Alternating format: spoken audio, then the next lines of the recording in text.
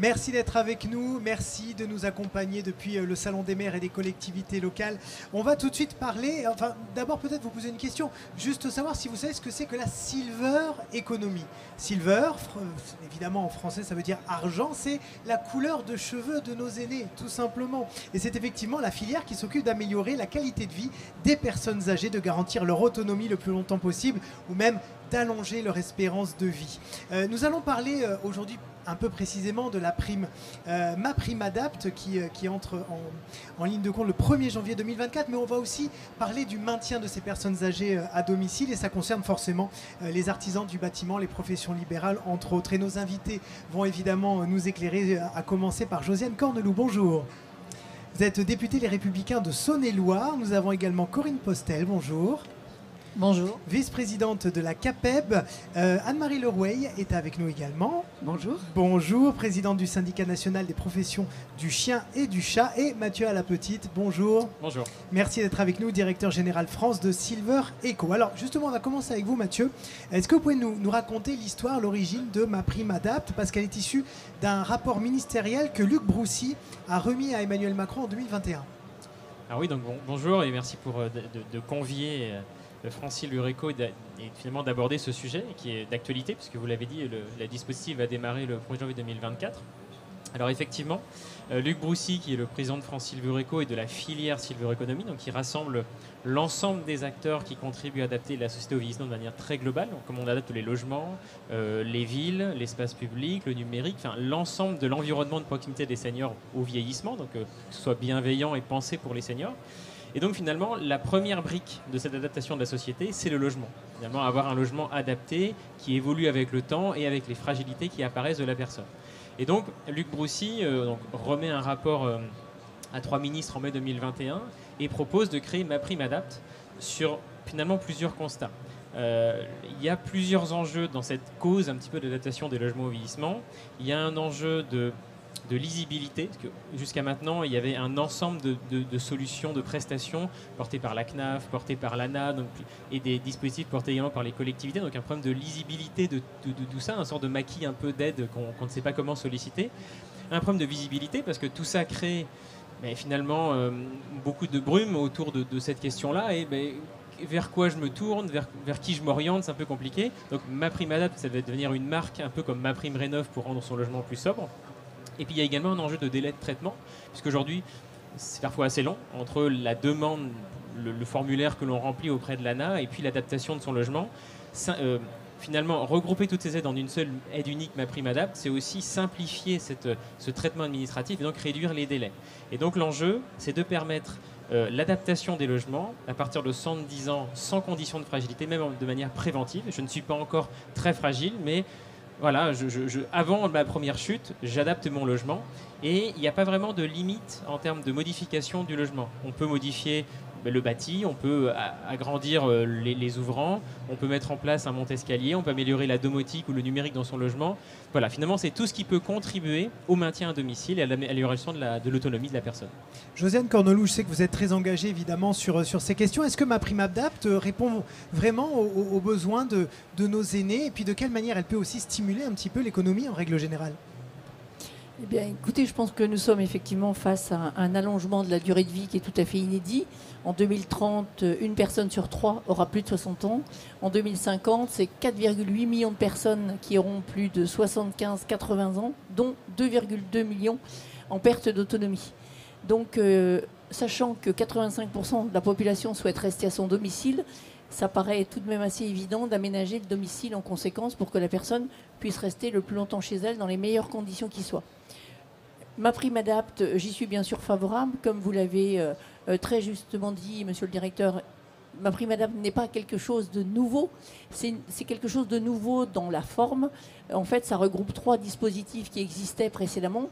Et l'avantage de cette PrimeAdapt, c'est que je pense qu'elle sera beaucoup plus lisible parce que ces dispositifs étaient assez ténébreux. Ils ne portaient pas sur les mêmes considérations pour l'aide. Et finalement, personne ne connaissait vraiment toutes les dispositions. Donc le fait de regrouper toutes ces aides dans une aide unique, qui est MaPrimeAdapt, je pense, sera de nature à aider davantage les personnes à aménager leur logement. Même si je pense, et nous sommes en plein examen du texte bien vieillir à l'Assemblée nationale, même si je pense qu'il faut envisager également d'autres champs, le champ de la mobilité, le champ de la déambulation dans l'espace public et tout le volet urbanistique. Ça ne peut pas se limiter qu'à une adaptation du logement, même si celui-ci est très important. Corinne Postel, c'est un marché du coup qui s'ouvre pour les entreprises du bâtiment. Je suppose que vous y êtes très attentive. Oui, complètement. C'est un marché qui s'ouvre et qu'à la CAPEB, on a déjà appréhendé depuis de nombreuses années, puisque c'est quelque chose sur lequel on travaille depuis une vingtaine d'années.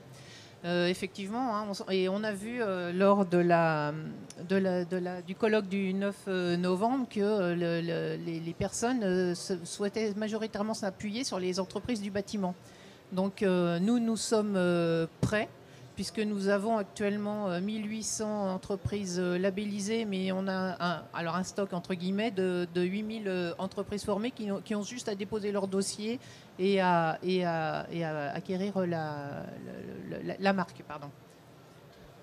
Il y a aussi quelque chose d'intéressant, et c'est pour ça, Anne-Marie Lerouet, que vous êtes ici, c'est que des personnes âgées qui restent chez elles plus longtemps, ce sont donc des personnes âgées qui peuvent avoir des chiens et des chats, ce qui n'est pas le cas dans certaines maisons de retraite, par exemple. Et donc, c'est un marché aussi pour vous, puisque vous leur permettez de continuer à avoir de la compagnie.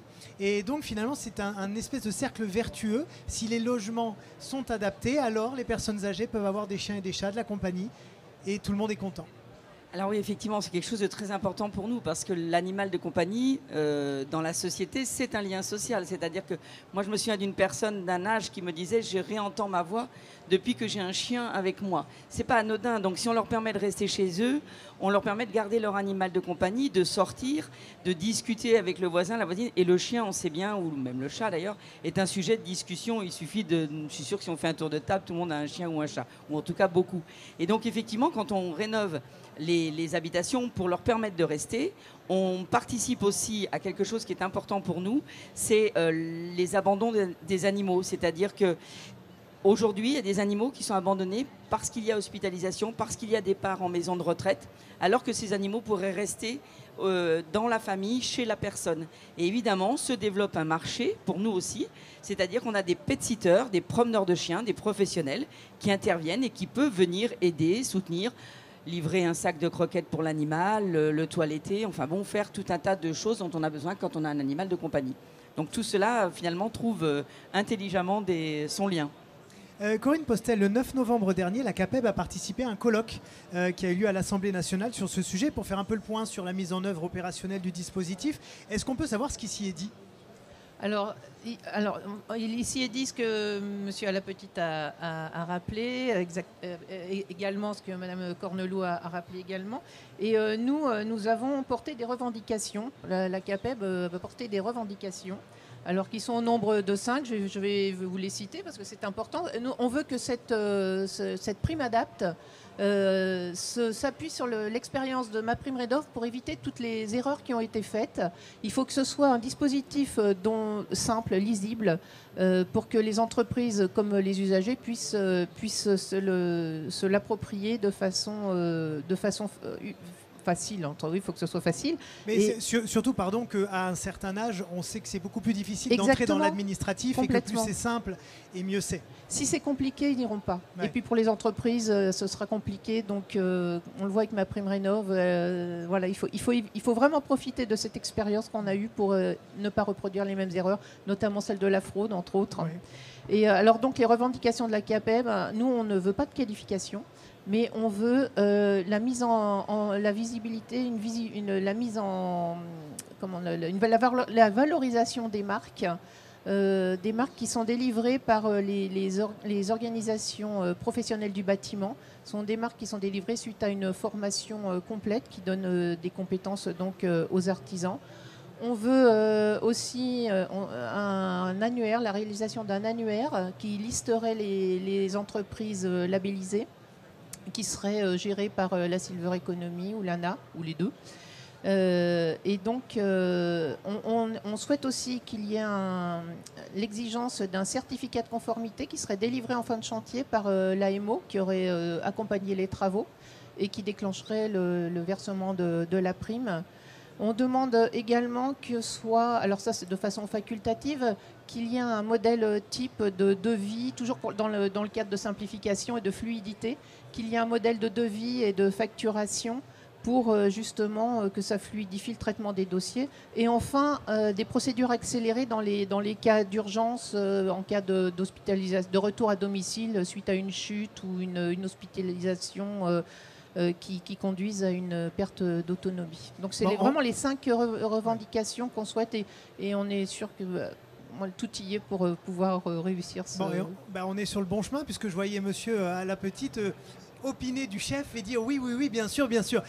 Donc oui, vous acceptez tout en bloc. Nous, on accepte et surtout on accompagne ce dispositif. Finalement, toutes ces positions-là, elles ont été un peu élaborées de manière commune. Ce colloque qui est organisé, il est organisé par un collectif d'acteurs et de fédérations du bâtiment emmenés par la filière. On travaille avec le ministère et avec les fédérations à justement travailler sur ce référencement des professionnels qualifiés, vraiment formés, compétents pour intervenir chez les seniors, un public potentiellement plus vulnérable que la moyenne. Donc bien sûr que tout ça contribuera à améliorer ce dispositif. Je pense que si on regarde encore une fois MaPrimeRénov' et le bilan de MaPrimeRénov', c'est une politique publique qui a pu souffrir au début de ces fameuses dérives, de ces délinquants, entre guillemets, qui ont profité par l'appât du gain. Et il faut vraiment veiller à ce qu'on ne fasse pas les mêmes erreurs, entre guillemets. Donc il y a vraiment cet enjeu de référencer, d'orienter les collectivités locales, les seniors vers des professionnels qui ont été formés, qui sont compétents. Et vraiment, l'enjeu du contrôle est important. Donc il faut rassurer les seniors, il faut rassurer les aidants, l'entourage de ces personnes-là, rassurer les collectivités qui orientent vers ces publics, et puis rassurer les professionnels également, parce qu'un cadre très clair, c'est aussi un cadre qui est rassurant pour s'engager dans ce marché-là d'adaptation. Donc vraiment, il faut rassurer tout le monde, et ces propositions-là y contribuent. Oui, Josiane Corneloup, vous comprenez, vous acquiescez aussi sur tout ce qui vient d'être dit. Il faut que ce soit simple et sécurisant. Comme je comprends, dans 80% des cas, MaPrimeRénov' a donné une entière satisfaction. Dans 20% des cas, les dossiers sont arrivés sur mon bureau parce que nos concitoyens sont venus me voir en me disant écoutez, avec grand regret, nous venons auprès de vous parce que nous n'arrivons absolument pas à débloquer la situation. Nous avons fait changer notre chaudière. J'ai un exemple très précis. Cela m'a coûté 18 000 euros. J'attends 14 000 euros de subvention. Je n'ai rien perçu. Je ne peux plus payer mes factures courantes. Et en fait, certes, il faut que ce soit simple. Ce sera encore une démarche en ligne. Donc, attention au tout en ligne. Je l'ai vu parce que parfois, dans 20% des cas, vous avez un dossier particulier qui exigerait qu'on puisse échanger avec quelqu'un physiquement. Ça n'est pas possible. Donc, attention, j'ai déjà plaidé effectivement dans le cadre de MaPrimeRénov' à l'époque auprès de la ministre en disant est-ce qu'il ne pourrait pas y avoir au moins un numéro pour contacter quelqu'un pour débloquer ces situations, oui. Parce qu'on arrive à mettre des personnes en grande difficulté par rapport à ces situations. Je pense qu'il faut que ce soit simple. Moi aussi, je dis à toutes les personnes qui vont faire appel à MaPrimeAdapt, vous avez des professionnels localement de grande qualité. Faites appel à des gens locaux parce que toutes les problématiques que j'ai vues, pour un grand nombre d'entre elles, il s'agissait d'entreprises qui avaient saisi l'opportunité de percevoir des aides, sauf que lorsque nous appelions, il n'y avait plus personne. Donc au moins, lorsque vous connaissez vos entreprises localement, lorsque vous connaissez leur professionnalisme, le jour où vous avez besoin, elles sont là. Et puis, il y a également un écueil, c'est le vécu qui parle. J'ai eu beaucoup de personnes qui étaient en attente de subventions importantes. Je pense que demain, il faut vraiment que ces subventions soient déduites des devis. Parce que le fait d'avancer ces sommes importantes, c'est un frein. Et je crois que nous avons la chance d'avoir eu MaPrimeRénov' avant MaPrimeAdapt. Et on doit vraiment évaluer ce qui n'a pas fonctionné. Et dans 80% des cas, ça a très bien fonctionné. Mais on doit pouvoir éviter ces 20% pour une meilleure efficacité. Mathieu, à la petite. Alors, juste un petit complément, effectivement. Donc, il y aura les conseillers France Rénov' dans les territoires qui seront là pour conseiller les seniors. Donc il y aura quand même des vrais gens physiques. Et puis on pourra déposer son dossier en papier. Donc déjà, ça apporte que 2-3 réponses à ça. Moi, et un deuxième complément. L'âge moyen aujourd'hui de sollicitation des aides existantes qui vont être regroupées, c'est 84 ans. C'est beaucoup trop tard. c'est souvent, encore une fois, vous l'avez dit, un retour de chute, hospitalisation, retour d'hospitalisation. Et ensuite, je sollicite des aides, des prestations parce que j'ai chuté. L'enjeu aujourd'hui, c'est justement avec l'ouverture à 70 ans de s'y prendre le plus tôt possible. Et ce que je dis moi aujourd'hui aux artisans professionnels, qui ont d'ailleurs un capital confiance plus important, on l'a vu dans l'étude que l'on a portée ensemble, vous allez voir quelqu'un pour une autre intervention qui a 72, 13, 14 ans, qui est en plein dans la cible. Parlez-lui de ce dispositif, qu'il le sollicite. N'attendez pas la première chute où le délai de déclenchement sera dans tous les cas trop long, puisqu'on sera en retour d'hospitalisation. 72, 13, 14 ans, on a le temps d'y penser, d'anticiper. Même si c'est 1 mois et demi, 2 mois de traitement, c'est pas si grave, on n'est pas encore dans l'urgence. Donc vraiment, c'est un vrai enjeu pour créer une politique de prévention de la perte d'autonomie grâce à l'adaptation des logements. Donc il y a un vrai point là-dessus. Ah, allez-y, oui. Oui, sur l'ACAPEM, nous représentons les petites entreprises du bâtiment, donc on est en proximité et souvent les artisans connaissent les personnes qui habitent localement. Elles peuvent aussi, quand elles viennent faire des travaux, les conseiller et leur dire écoutez, là aujourd'hui vous n'avez peut-être pas besoin, mais pensez que demain il faudra voir les choses de façon évolutive et commencer à adapter, à prévoir des choses adaptables, quoi. Et je reviens aussi sur la confiance qu'ont les personnes locales par rapport aux artisans locaux de proximité. Nous, à la CAPEB, on a un maillage territorial important puisqu'on a 95 CAPEB départementales dans lesquelles siègent des commissions qui sont dédiées à l'accessibilité. Et donc, on a tous les intervenants avec des intervenants locaux, les ergothérapeutes, des associations de personnes handicapées, etc. Donc, comme je vous le disais tout à l'heure, nous sommes prêts. Alors, je pose juste une petite question, j'en viens à vous. De quelle manière, justement, les professionnels du chien et du chat peuvent être des recommandations, enfin, peuvent être des points d'ancrage pour aider ces personnes âgées peut-être à passer ce cap en les écoutant, les conseillant, en sachant que ça existe et en leur disant regardez, vous allez pouvoir rester avec votre chien et votre chat le plus longtemps possible. Vous avez peut-être aussi ce chemin-là à faire. Oui, tout à fait, on est en pleine réflexion là-dessus et on se demande justement tout le poids qu'on peut avoir en tant qu'organisation professionnelle auprès de nos élus pour mettre en place un cahier des charges pour que les personnes ne soient pas trop, on entendait tout à l'heure de la fraude, nous c'est pareil, il y en a malheureusement partout, et qu'on soit vraiment sur des professionnels qui interviennent, qui ont les compétences nécessaires pour intervenir auprès des animaux de ces personnes-là. Et on pourrait aussi imaginer de mettre en place, de développer des services de prise en charge temporaire ou permanente, et pourquoi pas un financement associé également. Parce que tout ça, c'est un ensemble de choses. Pendant les travaux, vous voulez dire peut-être prendre les chiens et les chats pendant les travaux, prendre les chiens et les chats, ouais. Mais après également pour aider les personnes parce qu'elles ne pourront pas forcément toutes interagir avec leur animal. Donc pourquoi pas aller un peu plus loin dans cette démarche-là. Et on peut faire un cahier des charges avec les élus, ça c'est pas un problème, nous on sait faire. Et ben voilà, il y a des nouvelles opportunités qui s'ouvrent pour tout le monde. Josiane Cornelou, pour conclure s'il vous plaît, vous vouliez réagir tout à l'heure. Non, je n'avais pas envie je n'avais pas forcément l'intention de conclure, c'était simplement pour rebondir sur ce que disait monsieur le directeur général. Vous savez, je suis pharmacien, j'ai exercé pendant plus de 30 ans et j'ai constaté combien, effectivement, les adaptations de logements se faisaient en dernière minute lorsque le besoin était vraiment là. Et je pense que, enfin, c'est un souhait que j'exprime. J'espère que ma prime Adapt sera l'occasion de communiquer très largement auprès du grand public pour qu'il y ait une vraie sensibilisation de la nécessité d'adapter son logement en amont et de ne pas attendre effectivement l'urgence. Et l'accident. C'est très souvent comme ça, c'est à l'occasion d'une chute ou autre. Donc si nous pouvions avoir une communication très large avec ma prime Adapt, de façon à sensibiliser tous les publics sur la nécessité d'adapter leur logement, je pense que ce serait une très bonne chose. Et vous savez, nous avons voté il y a peu de temps à l'Assemblée nationale 3 rendez-vous de prévention. Eh bien, je pense que le dernier qui est prévu à l'âge de 60-65 ans, ce sera un excellent moment pour sensibiliser effectivement les personnes sur ces possibilités d'adaptation de leur logement. Eh bien, merci. C'est un très joli mot de la fin. Merci à tous les 4 d'avoir été avec nous sur le plateau de l'UDP pour parler de ma prime Adapt. Merci à vous de nous avoir suivis. Restez bien avec nous puisque dans quelques instants, nous allons vous présenter la plateforme Créer, Reprendre qui a été créée pour le coup par l'UDP. On va vous expliquer comment ça fonctionne. C'est si vous voulez devenir entrepreneur de proximité, on va vous donner plein d'informations pour que vous réussissiez localement. À tout de suite. Tu